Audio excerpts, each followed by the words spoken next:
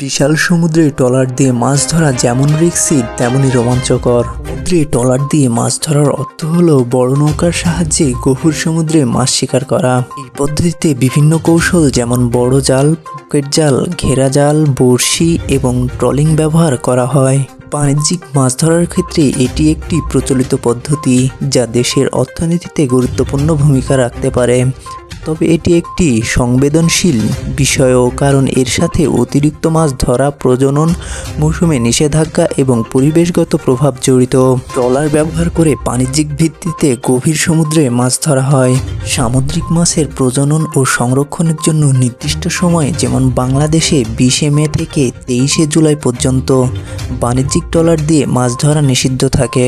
গভীর সমুদ্রে মাছ ধরার শিল্পকে আরও উন্নত করতে বিদেশি প্রযুক্তিগত সহায়তা নেওয়া যেতে পারে, যেমনটি জাপান বা থাইল্যান্ডের মতো দেশগুলি দিতে পারে। অনেক সময় মাছ ধরার সময় ট্রাশ ফিশ বা অপ্রয়োজনীয় মাছগুলো যত্রতত্র ফেলে দেওয়া হয়, যা সমুদ্রের পরিবেশের জন্য ক্ষতিকর। গভীর সমুদ্রে বিভিন্ন ধরনের মাছ এবং জীব বাস করে, যার মধ্যে রয়েছে লণ্ঠন মাছ, অ্যাংলার ফিশ, ভাইপার ফিশ এবং কুকিকাটার হাঙর। ছাড়াও এখানে সেইল ফিশ এর মতো মাছও পাওয়া যায়, যা গভীরতম স্থানে বাস করে। এই প্রাণীগুলো প্রচণ্ড চাপ এবং সম্পূর্ণ অন্ধকারে জীবনধারণের জন্য বিশেষভাবে অভিযোজিত হয়েছে। গভীর সমুদ্রের মাছগুলি এই অঞ্চলে বেঁচে থাকার জন্য বিভিন্ন অভিযোজনে বিকশিত হয়েছে।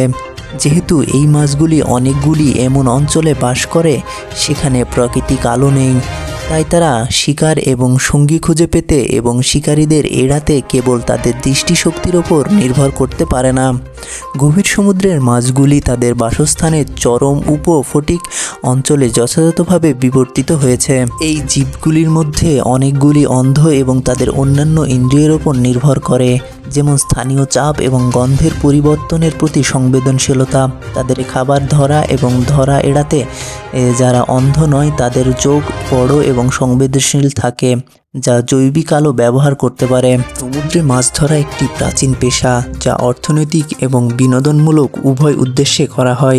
এটি সামুদ্রিক বাস্তুতন্ত্রের একটি গুরুত্বপূর্ণ অংশ হলেও অতিরিক্ত মাছ ধরা এবং নিষিদ্ধ জাল ব্যবহারের মতো অনিয়ন্ত্রিত পদ্ধতির কারণে এটি সামুদ্রিক বৈচিত্র্যের জন্য একটি বড় হুমকি হয়ে দাঁড়িয়েছে। সরকার মাছের প্রজনন ও বৃদ্ধির জন্য নির্দিষ্ট সময়ে মাছ ধরার উপর নিষেধাজ্ঞা আরোপ করে, যেমনটি বাংলাদেশের সরকার বঙ্গোপসাগরে 58 দিনের জন্য নিষেধাজ্ঞা জারি করেছে। অতিরিক্ত মাছ ধরার ফলে মাছের সংখ্যা কমে যায়, যা সামুদ্রিক বাস্তুতন্ত্রের জন্য হুমকি স্বরূপ।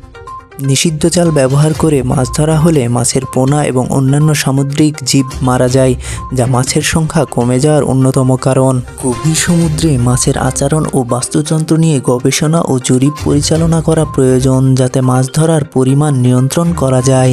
দর্শক, আজকের ভিডিও এই পর্যন্ত। ভিডিওটা ভালো লাগলে অবশ্যই ফলো করে পাশে থাকবেন।